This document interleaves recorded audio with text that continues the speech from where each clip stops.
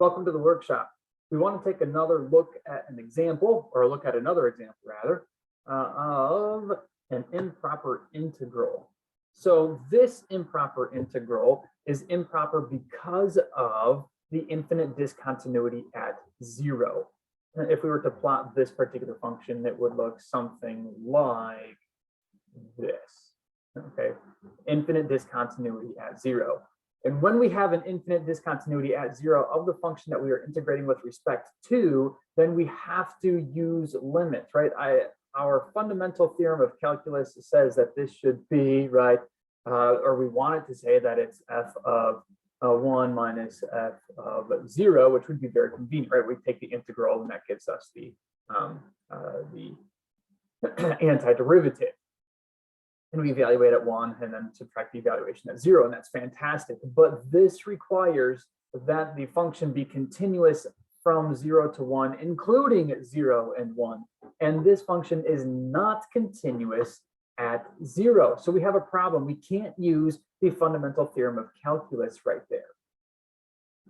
Since we can't use the fundamental theorem of calculus, we go ahead and adjust it a little bit. We adjust this. We turn it into the limit as, right, infinite discontinuity at 0. So limit as a approaches 0 from the right, because we're looking at this interval, right, 0 to 1. So we're looking at it as a goes to 0.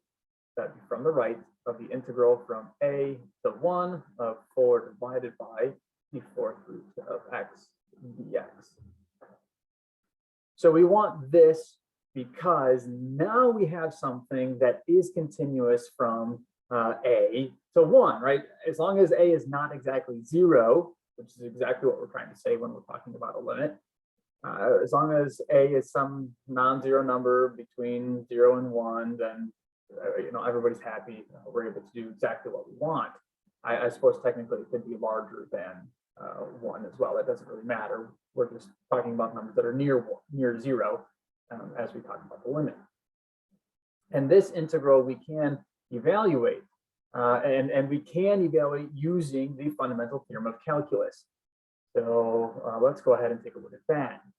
So the integral of this is going to be, I have to think about this really hard, it's the fourth root, so this is going to be x to the 3/4. So that way it's negative quarter. But I need to multiply by 4 because I have this, and I need to multiply by 3/4 because I have, 4/3 because I have that. So there we go, and then evaluate from a to 1. Excellent. So this is going to give me the limit as a approaches 0 from the right of, all right, so I've got 16/3. So I suppose I can pull that out of the brackets there, 16/3.